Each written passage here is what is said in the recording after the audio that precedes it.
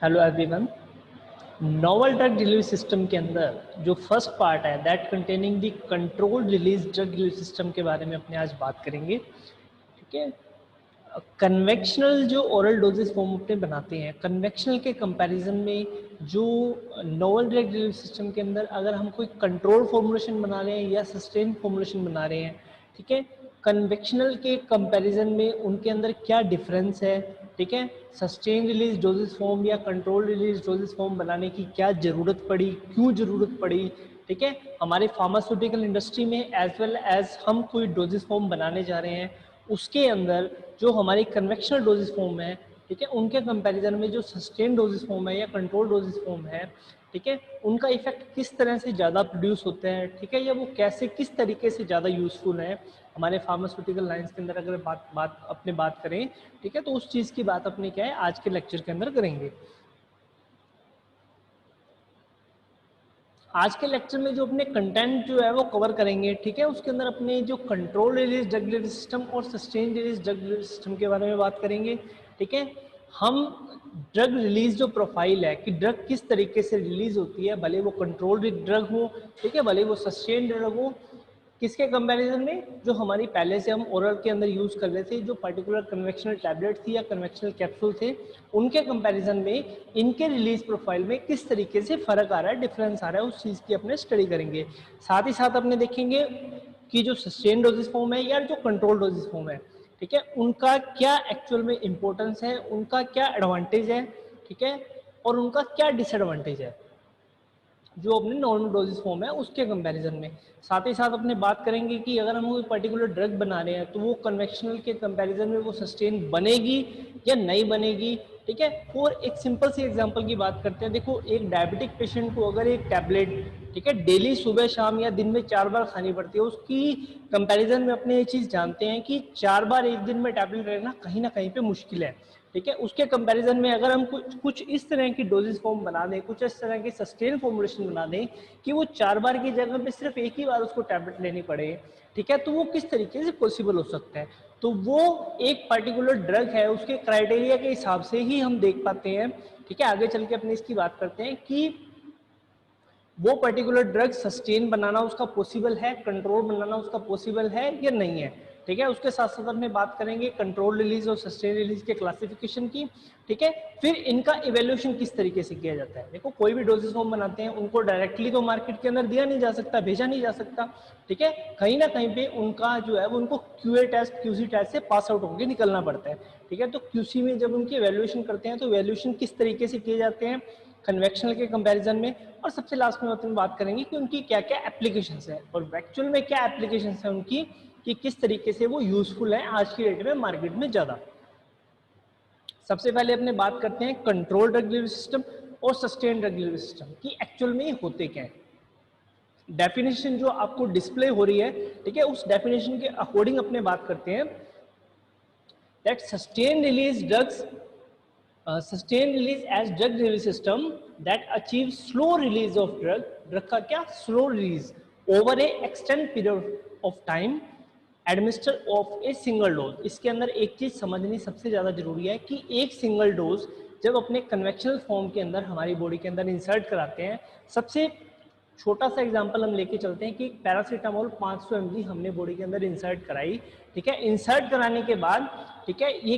एक कन्वेक्शनल की अगर अपनी बात करते हैं, सिंपल डोजेस फॉर्म की बात करते हैं, तो क्या है कि वो आधे घंटे के अंदर बॉडी के अंदर, आपने को पता है कि अगर हम बॉडी के अंदर उसको इंसर्ट कराएंगे ओरल रूट से, वो हमारे जीआईटी में जाएगी, आधे घंटे में वो जीआईटी में डिजोल्व होगी, ठीक है, उसका डिजोल्यूशन हो गया और आधे घंटे बाद उसका कहीं ना कहीं पे क्या शो होने लग गया, रिलीज भी होने लग गया। कहाँ पहुंचने लगी, वो ब्लड में मींस सिस्टमेटिक सर्कुलेशन में जाने लगी ड्रग, ठीक है। अब वही चीज को सस्टेन डोजेस फॉर्म के अंदर बनाया जाए कि वही एक सिंगल टैबलेट सस्टेन फॉर्म के अंदर बॉडी के अंदर इंसर्ट कराएगी, तो इसके अंदर एक मेन जिसको अपने कहते हैं पर्टिकुलर फिक्स पॉइंट, कौन सा point, the sustain release drug delivery system that achieve slow release of drug, कि वहां पे हम क्या नहीं कर पा रहे थे, वहां पे हम जो पर्टिकुलर ड्रग है उसके रिलीज को रोक नहीं पा रहे थे। ड्रग को बॉडी के अंदर इंसर्ट कराया, इंसर्ट कराने के साथ ही वो क्या होने लगी, हमारी बॉडी के अंदर रिलीज होना स्टार्ट हो गया उसका, ठीक है। यहाँ पे सस्टेन के अंदर क्या है कि ड्रग के रिलीज को हमें क्या करना है, रोकना है, उसको कंट्रोल करना है। ड्रग के रिलीज को एक फिक्स पर्टिकुलर टाइम तक हमें रोक के रखना है कि इतने टाइम के अंदर उस ड्रग का पर्टिकुलर इतना रिलीज ही होगा। वो कौन सी फॉर्मुलेशन आ गई? वो सस्टेन फॉर्मुलेशन आ गई। और कंट्रोल डिलीवरी सिस्टम के अंदर क्या हो रहा है कि drug delivery system that maintain constant level of drug in blood and tissue for extended period of time, यानी कि एक पर्टिकुलर ड्रग फॉर्मुलेशन बॉडी के अंदर इंसर्ट कराने के बाद भले वो डिसॉल्व हो जाए, बट हमें क्या है उसका सिस्टमेटिक सर्कुलेशन में जब तक वो जाएगी, सिस्टमेटिक सर्कुलेशन के अंदर एक पर्टिकुलर फिक्स टाइम तक हमें उसका रिलीज क्या है, एक लेवल तक अचीव रखना है। ठीक है, कि एक लेवल तक उसका रिलीज जो है वो अचीव रहे। देखो यही सबसे बड़ा फर्क है सस्टेन के अंदर और कंट्रोल के अंदर। कंट्रोल के अंदर तो एक हमने सस्टेन के अंदर तो अपने एक सिंगल डोजेस फॉर्म दिया, उस सिंगल डोजेस फॉर्म के जो हमने क्या किया उसके रिलीज है उसको एक्सटेंड कर दिया। ठीक है, कि लंबे टाइम तक वो रिलीज अपना शो करती रहे। बट कंट्रोल के अंदर क्या हो रहा है कि जो रिलीज हो रही है ड्रग वो एक पर्टिकुलर लंबे टाइम तक अपना जो इफेक्ट है कांस्टेंट लेवल हमारे ब्लड के अंदर मीन सिस्टमेटिक सर्कुलेशन के अंदर क्या करके रखे, अचीव करके रखे। इसी चीज को अपने थोड़ा सा ग्राफिकली समझने की कोशिश करते हैं। ठीक है, इस ग्राफ के बारे में अपने बहुत अच्छे से जानते हैं, बायोफार्मास्यूटिक्स के अंदर अपने इस ग्राफ को बहुत अच्छे से रीड कर चुके हैं। ठीक है, देखो जो फर्स्ट लेवल है जहां से ये ड्रग दी जा रही है, ठीक है, ये जीरो टाइम है यहाँ पे, और प्लाज्मा ड्रग कंसंट्रेशन भी यहाँ पे क्या है, जीरो है। ठीक है, दो लाइंस ये आपको डॉटेड लाइंस आपको दिख रही होंगी, जो मैंने इसको डिनोट किया है ब्लू लाइन से। First is that is MEC minimum effective concentration, second one that is the MSC maximum safe concentration. और इन दोनों के बीच का जो एरिया है that called the therapeutic level, यानी कि ड्रग को अगर उसका पर्टिकुलर ड्रग का जो है वो इफेक्ट हमें बॉडी के अंदर शो कराना है, इफेक्ट को प्रोड्यूस करवाना है, तो हमें जो पर्टिकुलर ड्रग है उसको मिनिमम जो इफेक्टिव कंसंट्रेशन है उसको पार कराना पड़ेगा। अगर वो पार होगी मतलब ये यहाँ से उसका लेवल हमारे प्लाज्मा के अंदर या हमारे ब्लड के अंदर बढ़ना स्टार्ट हुआ, अगर वो मिनिमम जो सेफ इफेक्टिव कंसंट्रेशन है उसको वो क्रॉस करेगी तो ही वो क्या है अपना इफेक्ट जो है प्रोड्यूस करेगी। और जिस पॉइंट के ऊपर वो क्रॉस करेगी उस पॉइंट को अपने क्या बोलते हैं, ठीक है, that is the onset of action, यानी कि यहाँ पे उस ड्रग ने अपना एक्शन को है उसको प्रोड्यूस करना स्टार्ट कर दिया। अगर वो मिनिमम इफेक्टिव कंसंट्रेशन से नीचे रहेगी दैट मीन कि वो ड्रग वो है वो बॉडी के अंदर किसी भी तरह का कोई एक्शन प्रोड्यूस नहीं कर रही है, बल्कि वो बॉडी के अंदर उसकी कंसंट्रेशन अचीव जरूर हो चुकी है बट इस लेवल तक अचीव नहीं हुई है कि वो अपना किसी तरह का कोई इफेक्ट शो करे। ठीक है, दूसरे केस के अंदर अगर वो जो इफेक्ट है बहुत ज्यादा शो कर देती है और मिनिमम जो सेफ कंसंट्रेशन है उसको भी पार कर जाती है, तो एक्चुअल में क्या है कहीं ना कहीं पे हमें ब्लड की क्या देखने को मिल जाएगी, टॉक्सिसिटी वहां पे देखने को मिल जाएगी। अब चलो ये तो एक सिंपल सी बात थी जो अपन ने पहले भी करी है इसके बारे में कंप्लीटली। ठीक है, अब सेकंड बात ये है कि इसने यहाँ पे जो है वो दो ग्राफ यहाँ पे इसने बना रखे हैं। ठीक है, first graph is for the जो मैं आपको ये ड्रॉ कर रहा हूँ रेड लाइन साथ साथ। ठीक है, इसके अंदर क्या है यहाँ पे देखने को मिल रहा है, इसने लास्ट में लिखा है सस्टेन रिलीज। सस्टेन रिलीज का मतलब क्या है कि अगर एक convectional doses form simple form के अंदर दी जाती, ठीक है, तो वो अपना एक्शन किस तरीके से प्रोड्यूस करती, मैं यहाँ पे आपको ग्रीन लाइन में ये चीज ड्रॉ करके बताता हूँ कि अगर एक कन्वेक्शनल डोजेज फॉर्म देते तो कुछ इस तरह से उसका एक्शन प्रोड्यूस होता जो यहाँ पे मैंने ग्रीन लाइट पे डिनोट किया। ठीक है, बट सस्टेन रिलीज के अंदर हमने क्या कर दिया, ठीक है, कि जो हमारी डोजेज फॉर्म है उस डोजेज फॉर्म के अंदर कुछ फॉर्मुलेशन इफेक्ट डाल दो कि कुछ फॉर्मुलेशन में चेंज कर दिया, हो सकता है उसके अंदर कुछ एक्सीपेंट में चेंज कर दिया हो। इस चीज की अपने कंप्लीटली बात आगे चल के करेंगे। ठीक है, इसका बेसिक अपने समझने की कोशिश करते हैं कि इस तरीके से कुछ चेंजेस लाने के बाद हमने उस ड्रग का जो पर्टिकुलर लेवल है, ठीक है, उस लेवल को हमने लंबे टाइम तक, ये जो मैंने रेड लाइन से आपको दिख रहा है, हमने क्या है कि पहले जो ये लेवल था बहुत शॉर्ट टाइम के अंदर खत्म हो रहा था, मिनिमम इफेक्टिव कंसंट्रेशन को उसने क्रॉस किया, अपना एक्शन प्रोड्यूस किया और साथ के साथ क्या होना स्टार्ट होगी, वो एलिमिनेट होना स्टार्ट होगी। एक पर्टिकुलर टाइम तक वो क्या होती गई, एलिमिनेट होती गई और हमारी बॉडी से पूरी कंप्लीटली रिमूव हो गई। ठीक है, but sustain release doses form के अंदर क्या हुआ कि कहीं ना कहीं पे जो ये रेड लाइन आपको शो हो रही है, हमने उसका जो लेवल था उसको नॉर्मल लेवल से बढ़ाने की कोशिश करी और उसको लंबे टाइम तक, यानी कि उसका जो पीरियड है उसको एक्सटेंड कर दिया, लंबे टाइम तक वो हमारी बॉडी के अंदर बनी रही और बनी रही, जितनी देर तक बनी रहेगी तो एक्चुअल में मिनिमम इफेक्टिव कंसंट्रेशन से ऊपर जितनी देर तक बनी रहेगी वो अपना इफेक्ट जो एक्शन है उसको क्या करेगी, प्रोड्यूस करके रखेगी। ठीक है, सेकंड कंडीशन के अंदर इसने क्या किया, जो ये आपको मैं ये येलो लाइन से डिनोट कर रहा हूँ, ठीक है, जो आपको ये चीज दिखा रहा है, ठीक है, ये चीज एक्चुअल में कंट्रोल के लिए बता रहा है, ठीक है, जो येलो लाइन से डिनोट हो रही है यहाँ पे आपके ग्राफ के अंदर, ठीक है, कि उसने जो डोजेस फॉर्म है, एक से ज्यादा डोजेस फॉर्म यहाँ पे देने की कोशिश करी, यानी कि एक डोजेस फॉर्म यहाँ पे दी, वो उसका लेवल आप वापस से नीचे आना स्टार्ट हुआ, नीचे आने के बाद वो जो सब थेरेप्यूटिक लेवल है वहां पे आ गया। ठीक है, आने के बाद इस पॉइंट के ऊपर जो ये पीक पॉइंट मैं आपको यहाँ पे दिखा रहा हूँ, इस पॉइंट के ऊपर क्या है, वहां पे एक नेक्स्ट डोज दे दी। नेक्स्ट डोज दे दी तो क्या हुआ, पहले सब थेरेप्यूटिक लेवल से नीचे चली गई। ठीक है, मतलब ये जो इसने वैल्यू बताई है यहाँ पे, ये जो इसने डिनोट कर रखी है इस चीज को, जो मैं यहाँ पे येलो लाइन से इसको भर रहा हूँ, ठीक है, इसके अंदर क्या हो रहा है कि इस पर्टिकुलर एरिया के अंदर वो अपना एक्शन प्रोड्यूस नहीं कर पाई। यानी कि अगर एक लेवल की बात करें कि हमें एक लंबे टाइम तक ड्रग को हमारी बॉडी के अंदर अचीव करके रखना था, तो वो चीज यहाँ पे पॉसिबल नहीं हो पाई, क्योंकि फर्स्ट डोज हमने दी, ठीक है, ये जो पिंक से मैं डिनोट करता हूं, ठीक है, कि ये यहाँ पे आई, उसने जो है मैक्सिमम जो सेफ कंसंट्रेशन है उसको पार कर दिया तो एक टाइम पे तो वो टॉक्सिक इफेक्ट दे रही है। ठीक है, दूसरे टाइम में क्या है, वो जो मिनिमम इफेक्टिव कंसंट्रेशन है उससे भी नीचे चली गई है, मतलब जो सिंपल इफेक्ट उसको देना था वो भी नहीं दे रही है, इट मीन वो सब थेरेप्यूटिक लेवल से भी नीचे चली गई। दूसरी डोज हमने यहाँ पे इंसर्ट करा दी, इंसर्ट कराने के बाद क्या हुआ, वही सेम थिंग यहाँ पे हुई। ठीक है, कि जो वहां पे क्या है, टॉक्सिसिटी फिर से प्रोड्यूस कर रही है, क्योंकि उसने मैक्सिमम जो सेफ कंसंट्रेशन है उसके लेवल को भी फिर पार कर दिया। फिर यहाँ पे हमने थर्ड डोज बॉडी उसके अंदर इंसर्ट कराई, फिर हमें टॉक्सिसिटी देखने को मिली, फिर वापस से वो थोड़ी देर में क्या होगी, रिलीज उसका डाउन हो गया, रिलीज डाउन हो गया तो उससे क्या हुआ, ठीक है, कि वो जो सब थेरेप्यूटिक लेवल के अंदर आ गई। ठीक है, और एक्चुअल में जो ये अप एंड डाउन चलता जा रहा है, ये बॉडी के लिए प्रॉपरली हम मानते हैं कि हार्मफुल हो रहा है। अगर हम अपने ग्राफ से भी बात करें, ठीक है, तो ये क्या है, हमें कहीं पे तो टॉक्सिसिटी दिख रही है, एक टाइम के बाद उसका इफेक्ट आना ही बंद हो गया, दूसरे टाइम में उसकी टॉक्सिसिटी होने लग गई है। अगर अपने इसको घंटों में बात करें कि पहली डोज 2-2 घंटे बाद 2-2 घंटे के अपने गैप में दे रहे हैं, यानी कि 2 घंटे के बाद एकदम से तो क्या है टॉक्सिसिटी आ गई, और थोड़ी देर बाद ही क्या है, अगले 2 घंटे के बाद क्या है कि वो सब थेरेप्यूटिक लेवल से भी नीचे चली गई। ठीक है, तो फिर इन चीजों को प्रिवेंट करने के लिए क्या बनाया गया, ठीक है, इन चीजों को प्रिवेंट करने के लिए कंट्रोल डोजेस फॉर्म बनाएगी। कंट्रोल डोजेस फॉर्म के अंदर क्या है कि जो ये लाइन है, ब्लू लाइन से मैं डिनोट कर रहा हूं, ठीक है, ब्लू लाइन के अंदर क्या हो रहा है यहाँ पे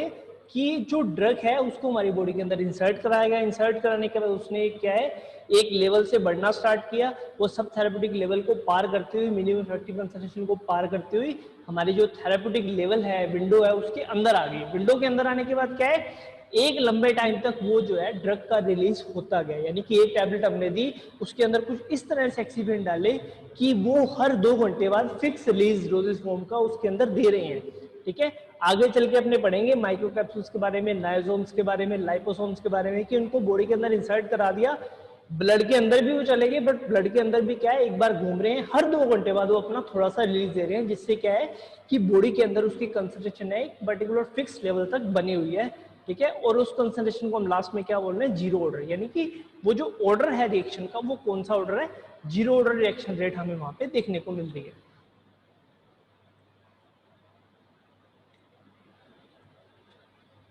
ठीक है, अब थोड़ी सी बात करते हैं अपने एडवांटेजेस की। ठीक है, कंट्रोल ड्रग डिलीवरी सिस्टम के बारे में और सस्टेन ड्रग डिलीवरी सिस्टम के बारे में। स्लाइड के अंदर जिस तरह से इसने मेंशन किया, आपने उसी तरीके से थोड़ी सी बात करते हैं। ठीक है, first thing that is the improve absorption, यानी कि जो कन्वेक्शनल डोजेज फॉर्म की उसके कंपैरिजन में इसका एब्जॉर्प्शन भी ज्यादा होता है। ठीक है, हमें किस तरीके से एब्जॉर्प्शन कराना है, उस तरीके से ही हम क्या है उस डोजेज फॉर्म को क्या करते हैं, मॉडिफाई करते हैं। कि किसी पर्टिकुलर ड्रग के लिए हमने जो है वो बीसीएस क्लासिफिकेशन बहुत अच्छे से पढ़ा है। ठीक है, कि किसी ड्रग की सॉल्युबिलिटी ज्यादा होती है, किसी ड्रग की क्या होती है, सॉल्युबिलिटी बहुत कम होती है, हाइड्रोफिलिसिटी ज्यादा होती है, लाइपोफिलिसिटी ज्यादा होती है। उनके कंपैरिजन उसके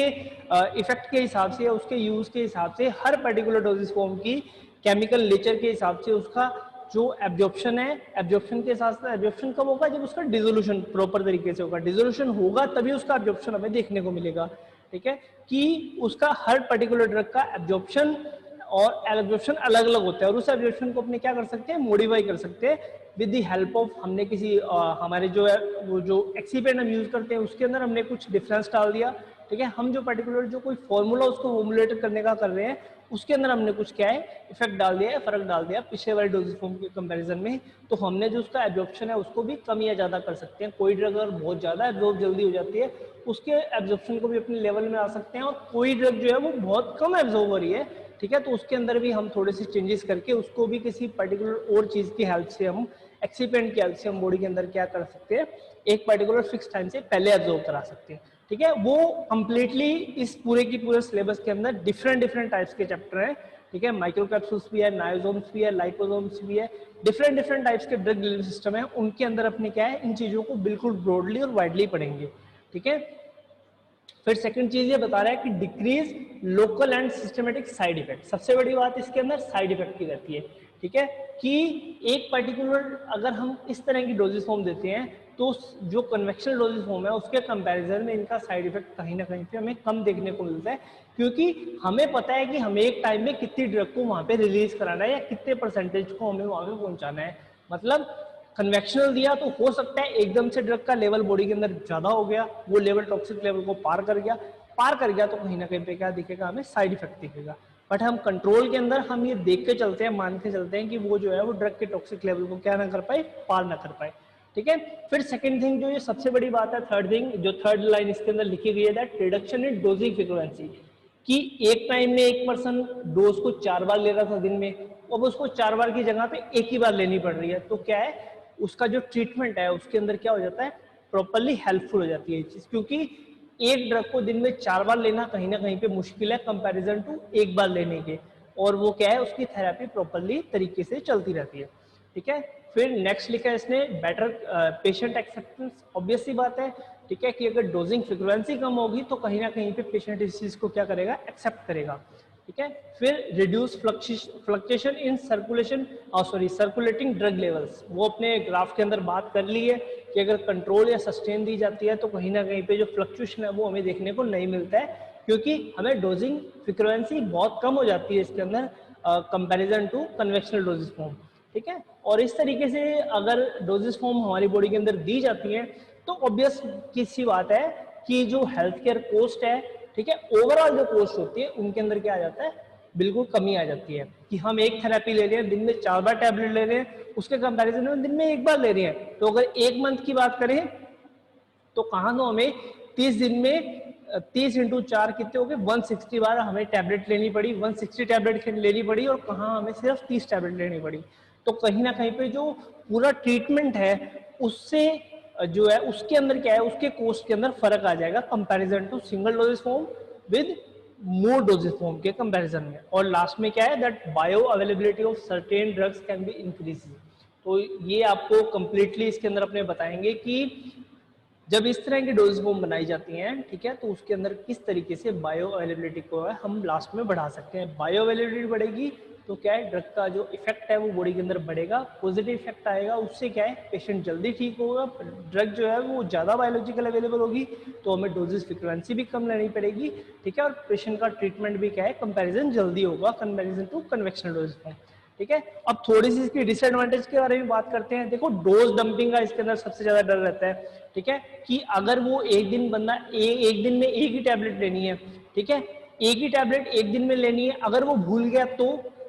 मतलब क्या है कि वो पूरी की पूरी जो थेरेपी है उसको मेंटेन करने का, कि एक पर्टिकुलर डिजीज के लिए हमें 20 दिन का ड्रग को एक पर्टिकुलर लेवल के अंदर अचीव करके रखना है, ठीक है। अगर इस केस के अंदर वो उस चीज को भूल गया तो देखो ट्यूबरकुलोसिस के केस में मेनली ऐसा रहता है कि डोजेस फ्रीक्वेंसी का इसको बिल्कुल सही रखना पड़ता है, ठीक है। उसके अंदर कुछ टैबलेट्स आती हैं जैसे रिफार्मसिन है, ठीक है, रिफार्मसिन वो मानते हैं कि आपको एक दिन में भले ही एक टैबलेट लेनी हो 600 mg की, बट आपने उसको श्योरली लेना ही लेना है। अगर आप उसको भूल जाते हो तो हो सकता है आपकी पिछले 3 महीने की थेरेपी भी क्या हो जाए, कम हो जाए, वो थेरेपी वो लेवल अचीव ना रह पाए, वो लेवल अचीव ना रहने की वजह से वो क्या है डोज डंपिंग हमें कहाँ पे देखने को मिले, ठीक है, और वो जो पहले हमने सारी की सारी थेरेपी ली है वो थेरेपी टोटली वेस्ट चली जाए, हमें उस थेरेपी को दोबारा से स्टार्ट करना पड़े, ठीक है। फिर डोज एडजस्टमेंट इसके अंदर डिफिकल्ट होता है, ठीक है, कि हमने फॉर एग्जांपल एक पेशेंट ने डोज को 2 बार ले लिया, ठीक है, पहले उसने गलती से ले लिया, बट 2 बार ले लिया तो उस केस में क्या होगा कि एक डोज के अंदर अगर हमें दिन में एक ही टैबलेट देनी थी, ठीक है, तो उसके अंदर तो क्या हो सकता है कि वो लेवल अचीव हो गया, कॉन्स्टेंट लेवल अचीव हो गया, थेरापेटिक विंडो के पार्ट के अंदर ही रहा वो, बट अगर उसने गलती से 2 डोज ले ली, ठीक है, उस केस के अंदर क्या है कि वो टॉक्सिक लेवल को भी पार कर जाएगा और टॉक्सिक लेवल को पार करने के बाद वो पूरे एक दिन तक उस टॉक्सिक लेवल के ऊपर चलता रहेगा, ठीक है, क्योंकि सस्टेन है अपने आप में या कंट्रोल है तो कहीं ना कहीं पे वो उस अचीव लेवल के ऊपर चलता रहेगा, और चलता रहेगा तो साइड इफेक्ट क्या है हमें लंबे टाइम तक देखने को मिलेंगे। फिर सबसे बड़ी बात, पेशेंट जब तक एजुकेटेड नहीं होगा, पेशेंट को इस बारे में हमें कंप्लीटली समझाना पड़ता है। अगर अनएजुकेटेड पेशेंट है तो उसके केस में थोड़ा सा रिस्क होता है इस तरह की थेरेपी देने के केस में, ठीक है। फिर नेक्स्ट बात है कि इसका जो in vivo in vitro correlation अपने करते हैं क्लिनिकल ट्रायल्स के अंदर, वो थोड़ा सा मुश्किल होता है कंपैरिजन टू कन्वेक्शनल डोजेस हम अपने उसके अंदर देते हैं, ठीक है। फिर एक चीज अपने लास्ट जो स्लाइड है उसके अंदर अपने कॉस्ट की बात करी थी। ओवरऑल थेरेपी तो हो सकता है सस्ती पड़े, बट सिर्फ आपको 1 या 2 या 4 टैबलेट खानी है तो उस केस में क्या है ये आपको ओवरऑल महंगी पड़ेगी। अगर कन्वेक्शनल टेबलेट 2 रुपए की आ रही है तो कहीं ना कहीं पे ये टैबलेट 5 से 6 रुपए की आएगी, ठीक है। बट अगर आप ओवरऑल थेरेपी की बात करोगे वो इसके एडवांटेज भी है, बट आप 1 या 2 टैबलेट की बात करोगे तो उस केस के अंदर ये कॉस्टली होती है comparison to conventional doses form के, ठीक है। और फिर सबसे लास्ट में स्टेबिलिटी प्रॉब्लम, कहीं ना कहीं पे इसके अंदर स्टेबिलिटी प्रॉब्लम देखने को मिलती हैं जो इस तरह की डोजेज फॉर्म, अगर ये प्रॉब्लम आ रही है तो उसको लंबे टाइम तक फिर थोड़ा सा हमें मेंटेन करके रखना पड़ता है, ठीक है। हमें देखना पड़ता है कि किन रीजंस की वजह से इस पर्टिकुलर डोजेज फॉर्म के अंदर स्टेबिलिटी प्रॉब्लम्स आ रही हैं, ठीक है, और फिर इनको क्योर करने में भी लंबा टाइम लगता है। नेक्स्ट अपने बात करते हैं कि drug selection criteria for oral sustain doses form या कंट्रोल ड्रग सिस्टम के बारे में। क्राइटेरिया की बात करते हैं, 3 क्राइटेरिया के बारे में इसने समझाया है। First that is the physicochemical properties of drug, drug की फिजियोकेमिकल प्रॉपर्टीज कौन सी है। सेकंड वन फार्माकोकाइनेटिक्स के बारे में बात करते हैं, means ADME absorption distribution metabolism और elimination. And next is pharmacodynamic property, किस तरीके से इनकी मतलब इन पर्टिकुलर डोजेज फॉर्म के अंदर फार्माकोडायनामिक प्रॉपर्टीज किस तरह से अपना इफेक्ट प्रोड्यूस करती है, उन चीजों के बारे में अपने इसके अंदर नेक्स्ट स्टडी करते हैं, ठीक है। First that is the physicochemical properties. Physicochemical properties के अंदर क्या क्या चीजें आती हैं, ठीक है। मॉलिक्यूलर वेट किस तरीके का है, उस पर्टिकुलर ड्रग का मॉलिक्यूलर वेट ज्यादा है, मॉलिक्यूलर वेट कम है, ठीक है। हायर मॉलिक्यूलर वेट की है तो उस पर्टिकुलर डोजेज फॉर्म को उतना मॉलिक्यूलर वेट की ड्रग अगर बॉडी के अंदर हम दे रहे हैं, ये मैं आपको सारी की सारी बातें एग्जाम्पल के तौर पर बता रहा हूँ, ठीक है। ब्रीफली अपने इनके बारे में हर पर्टिकुलर इंडिविजुअल चैप्टर के अंदर बात करेंगे, ठीक है।